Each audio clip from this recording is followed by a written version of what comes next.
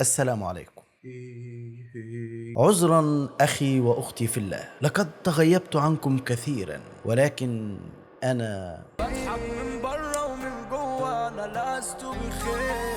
عارف من غير ما اتكلم، عارف ان اول تعليق هيجي لي فينك يا عم، انت فين؟ بص يا حبيب قلبي، في بتاع ابلكيشن كده اسمه انستجرام، اللي عايز يطمن على حد بيروح هناك بيشوف ايه اخباره وبنزل حاجه.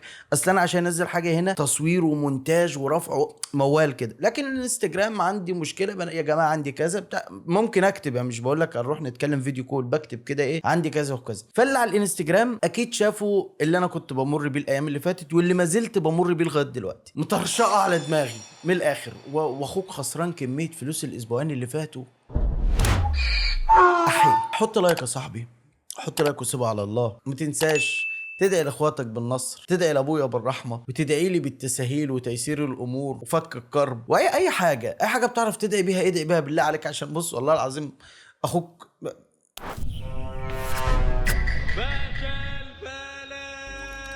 وبعد السلام ما يحلى الكلام إلا بذكر النبي عليه الصلاة والسلام. صل على النبي، هات مشروبك، حط اللايك، وتعالى نهرب من مأساة الواقع لمأساة المواقع. احنا كعشاق لكريستيانو رونالدو ازاي نساعده ان هو ياخد كاس العالم؟ كل يوم ماتش لكريستيانو مع البرتغال هنفتح لايف عندي في الصفحة دي، وهنخصص شوية ادعية ان كريستيانو ياخد كاس العالم، وهنخلص 10 اجزاء من القرآن.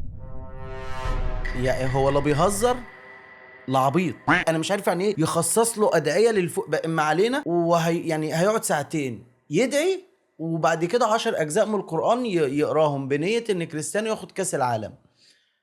انت لو عملت كده والساعتين دول دعيت بيهم للهدايه بنفسك، كان زمانك من اولياء الله الصالحين. كل يوم ماتش لكريستيانو مع البرتغال هنفتح لايف عندي في الصفحة دي، وهنخصص شوية ادعية ان كريستيانو ياخد كاس العالم، وهنخلص 10 اجزاء من القرآن. المشكله ان انا من عشاق الدنيا، يعني انا واحد من اللي بيعشقوا كريستيانو، بس يعني مش هعرف انسى انه برتغالي مسيحي، طبعا مع كامل احترامي لاخوات المسيحيين، انا كلامي مع العبيط بتاعنا انتوا فوق راسي، بس ده راجل برتغالي مسيحي قاعد بيشرب سموزي برتقال وفي حضنه جورجينا، وانا هقعد اقرا له قران علشان يكسب حته حديده.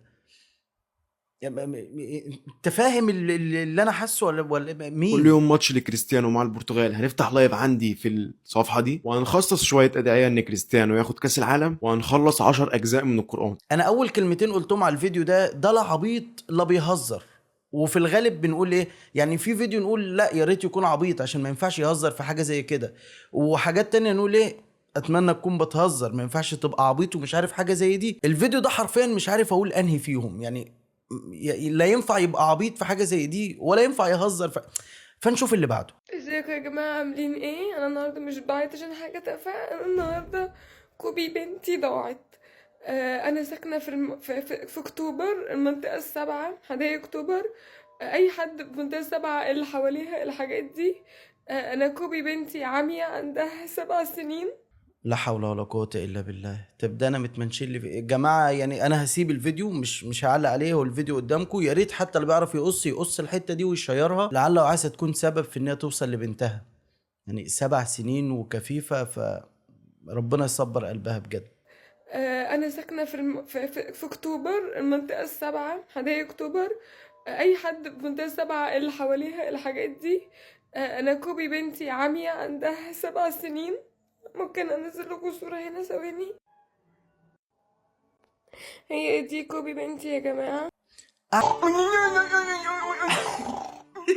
لحظة الغباء اللي أنا مريت بيها مش إن هي بنتها طلعت القطة، لحظة الغباء إن أنا شايف القطة ولسه بدور وراها على صورة البنت، يعني مش فأي حد يشوفها في المنطقة بتاعتي، أرجوكوا بعتولي، أو حد يجيبها تاني وأنا مش هتضايق، واللي عايز فلوس يجيبها، وأنا هديله فلوس لو عايزها، واتفر هو عايز كام أنا هردهم له. فكرتني بالفيديو اللي كان منتشر زمان بتاع الراجل اللي بينده في ميكروفون الجامع على ذكر البط، كان بيقول لك يا جماعة ذكر البط طالع مع فرش العروسة اللي يلاقيه.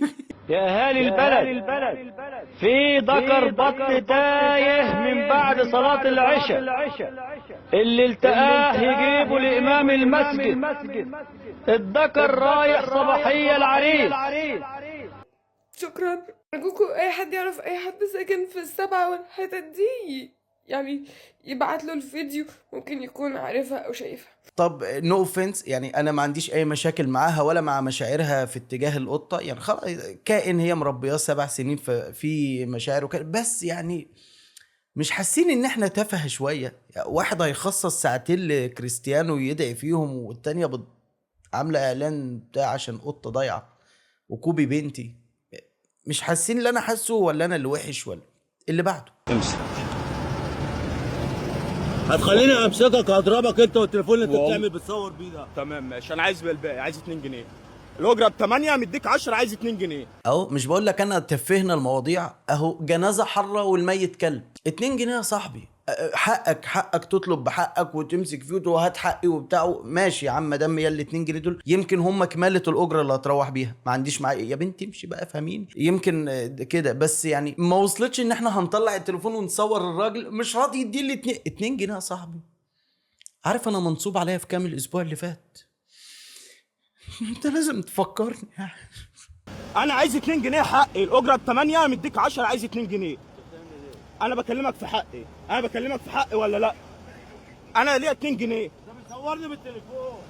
ماشي انا عايز حقي. لا طب انا هطلع على اسم الهرم ومصور رقم العربيه.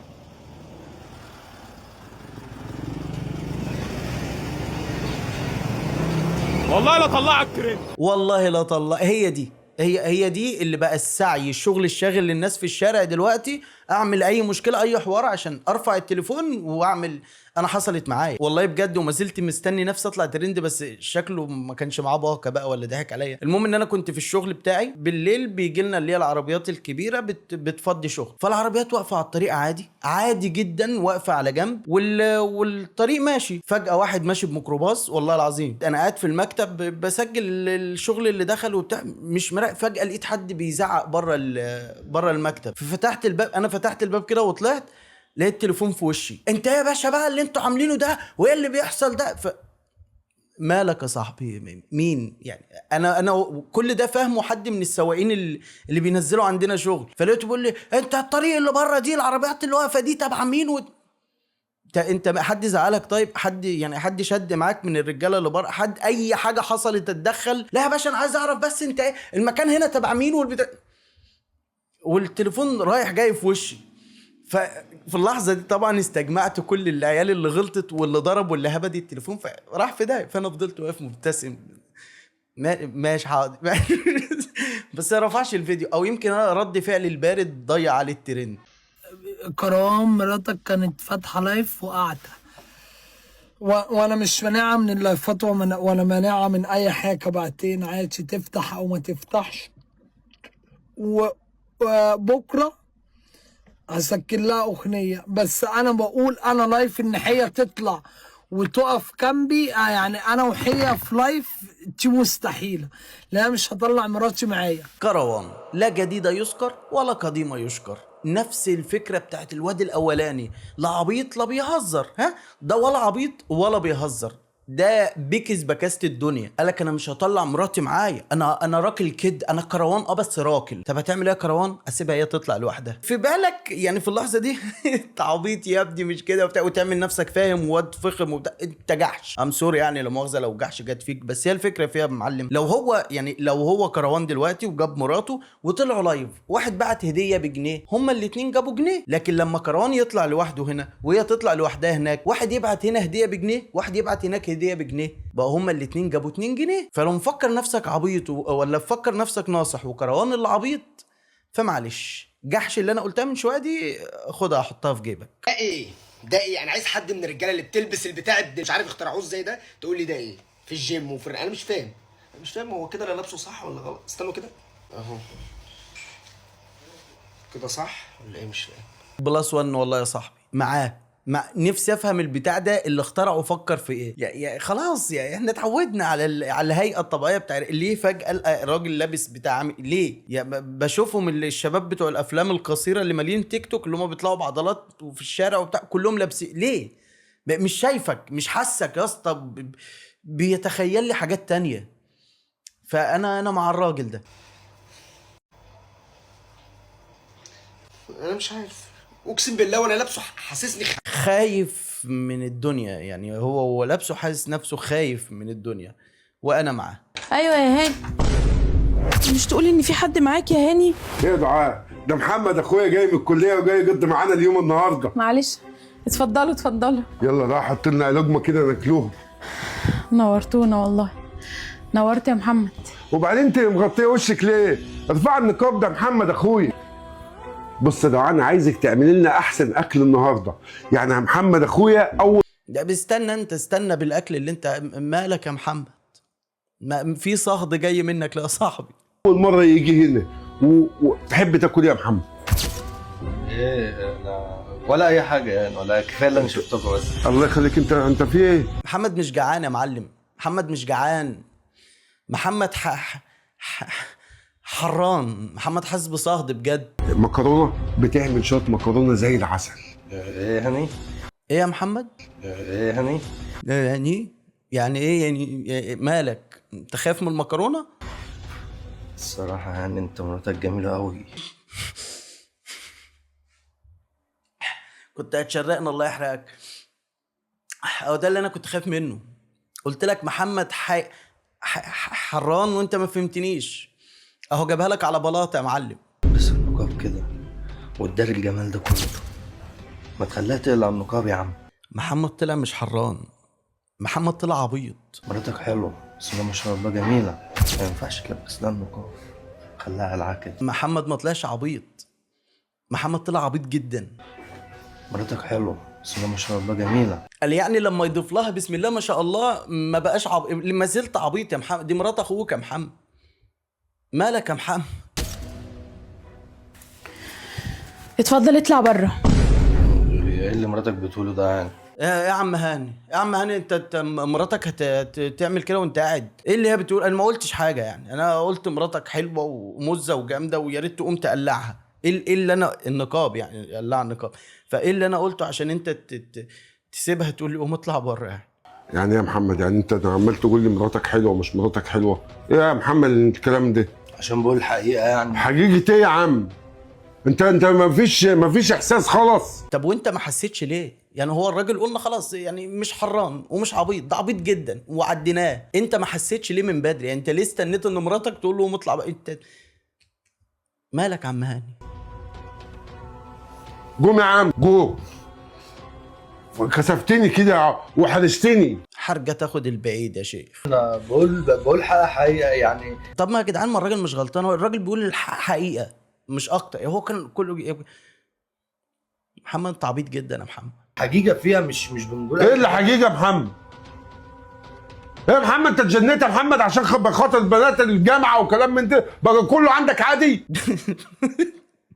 اما هاني بنات الجامعه مش بنات ديسكو، بنات الجامعه بنات ناس عاديين رايحين الجامعه. انت ايه اللي في مخيلتك؟ ولو انت شايف انه مرمي في وسط بنات الجامعه اللي هم في مخيلتك اللي هم البنات دول، فكنت بقى لميت الدنيا مع مراتك، مش تخليها على النقاب قدام الواد وانت شايف الواد. تمام، خلص الفيلم. يعني الفيلم القصير الجميل الهادف ده خلص. ودايما كل فيلم قصير وراه قصة ووراه هدف لازم نوصل له. انا ما وصلتلوش. يعني انا كل اللي فهمته ان محمد عبيط جدا وده هاني بس. والله ده اللي انا فهمته من القصة دي. فلو انت عرفت القصة دي ايه الهدف منها اكتبه في التعليقات. ما فهمتش تعالى معايا نشوف اللي بعده. صورني صور حلوة بقى. ايه ده؟ احسن يا حيوان، بتمد ايدك عليا ليه؟ ايه اللي انت عملته ده يا؟ انت عايز تحط ايدك عليك خطيبتي؟ يا عم انا ما اقصدش ولا لا تقصد، وبتعدي من قدامي ليه؟ ألف به أفلام قصيرة هيطلع صاحب العربية. بقول لك ايه، اوعى تشوفني شوفها غلط، قسما بالله شوطك على الادب. وان حد جه سال عليك قسما بالله طرقع له. بعد اذنك يا استاذ اتفضل امشي من هنا. طيب انت مالك؟ انت شارع بتاع ابوك؟ مين يمشي؟ مين يمشي ده؟ لا معلش، سقفة للراجل اللي عامل مونتاج، لانه حط صوت الكف في نفس اللحظة. لكن الاخ اللي بيصور ما اخدتش بالك انه ضربوا عن طريق الوايرلس، يعني ما فيش كف لمس وش. انت خدت بالك من الهوا اللي حصل؟ اقف عشان صوري. عكنني منه لله. سيبك منه. ماشي، صورني بقى صور حلوة بقى عشان العصبية دي. صورة. ايه ده؟ ده قاعد يبص لي تاني. يا ابني انت بارد، يا ابني انت ما عندكش دم، مجبور تمشي واقف يا استاذ حضرتك انا واقف بعيد فارس، عقبال ما تخلصوا الصور فارس. بتاعتكم. لا ما هو بص، انت لو طلعت في الاخر مش صاحب العربيه يبقى بتهزر، يعني وقفتك كده فيها رخامه فعلا. لكن لو طلعت صاحب العربيه وقدامك المجال ده كله تنطق انا صاحب العربيه وما نطقتش، تبقى عبيط. ما هي حلقه النهارده بعنوان بيهزر ولا عبيط. شوف هو واقف ليه اساسا. تعالى نتصور انا وانت بقى الصوره من اللي هي الايه، حلوه قوي الصوره دي. تحفه. يا ابني انت بارد، عاوز امشي يا استاذ. انت بتعلي صوتك ليه يا اخي؟ يا اخي انت بتعلي صوتك، انا فاهمني بس ماسك علينا زله، بتكلمنا ليه كده؟ حضرتك انا مش حضرتك ولا حضرتك، انا ما بحبش الكلام ده. انت عايز ايه يا عم؟ انا اول مره اشوف برود كده. استاذ اسمعني بقول لك ايه فيديوهات بعنوان هل ندمت على مشاهده نعم ندمت وابصم بالعشره كده. استاذ اسمعني بقول لك ايه يا أستاذ اسمعني ولو لمرة واحدة، 5 كلمات كان ممكن في المساحة الكلامية دي تقول إيه؟ أنا صاحب العربية. شوف اختصرنا قد إيه، وكان زمان الأقلام اللي عمالة تطير في الهوا دي قفشناها وخلص. لا حول ولا قوة إلا. طب ليه؟ النور رجع، النور قطع حرفيا 40 ثانية. يعني لولا ستر ربنا طبعا قبل اي شيء، طبعا ان البرنامج اللي انا بسجل عليه يعني معتمد على الشبكه، معتمد على النت، فكل اللي اتسجل موجود الحمد لله. الحمد لله والله الحمد لله. الواحد كان حس بعارف اللي هو ايه، طعنته بخنجرين، واحد في قلبي، فالحمد لله الحمد لله. نكمل اللي كنا فيه. بحياتي اول مره اشوف انسان بارد كده. استغفر الله العظيم يا رب. عايز ايه بقى؟ خلصت الصور؟ ما ليه هنتصور تاني واقف اصورك؟ انا صورني يلا. لا يا طلال اصورك يلا اهو. صورت من هنا اهو. حضرتك اللي انت بتتصور عليها دي تكون عربيتي. اوف.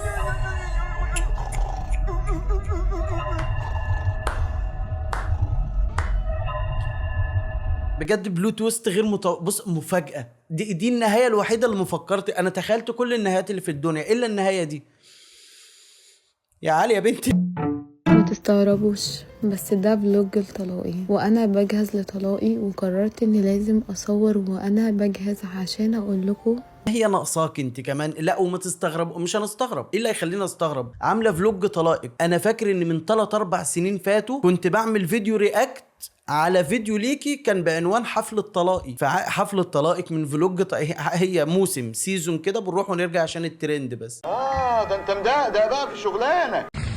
وانا بتاخد غير يا ثواني متغير يا طلع عم انت مين يا؟ ايه يا عم انت مين؟ افرق الكشاف اللي انت لابسه ده بفتش على الدائري يا اسطى. ايه؟ طلع افتش على الدائري. طلع ياكل طلع ياكل عيش يعني. بقول له ايه اللي انت لابسه ده بتعمل ايه؟ قال له يعني استنى بس اغير، انا طالع افتش على الدقايق. طلع افتش على الدائري. بتفتش على الدائري؟ باخد اللي هم الخوات اللي بقى عايزين حريم. لا مبرر. الراجل لابس ملابس داخليه بتاعت ومظبط الدنيا علشان طالع يغري الشباب اللي هو اللي جاي منه في معاكسه وتحرش وتعالى معايا وبتاع، وفي الاخر يفتشوا. فهو شايف ان ده مبرر. انا باخد العيال السيكي ميكي اللي بتروح وتيجي بتاع الحريم. انت مالك يا عم؟ بتاع الحريم سيب ربنا يحاسبه. انت تسرقه عشان انت كده عملت حاجه صح يعني؟ امسح يا اسطى البتاع دي. تعال اطلع لبره. لا لك بره. انا حسني بقول له يا عم. حسني مين؟ عاشت الاسامه معلم، عاشت ونعمه والله تشرفنا. بيقول له اطلع لي بره، قال له يا عم اطلع لك بره مين؟ انا حسني كله يا عم. يعني ايه حسني كله؟ لزقت مكانك يعني مش هتعرف تتحرك؟ يعني ايه حسني كله؟ مبرر ان انت تلبس ملابس حريم وتفتش على الدائري عشان مين حسني كله؟ عموما خلي بالكم يا شباب، اللي طالع يصطاد بنات من على الدائري لازم يا حبيب قلبي تكشف عليها. صاحبي انا بدعوك، دي دعوه يا جماعه، اللي يعرف الاكونت بتاعه يبعتها له. انا بدعوك ان انت تيجي تصور معايا حلقه، نستضيفك بودكاستايه لذيذه كده على الرايق، نسميها عب بودكاست ونتناقش معاك. ما يمكن نوصل لفكره جديده، مش عارف. المهم اللي انا عارفه ان انا وصلت لاخر الفيديو. شوف وشك بخير وحط لايك وخليك كبير.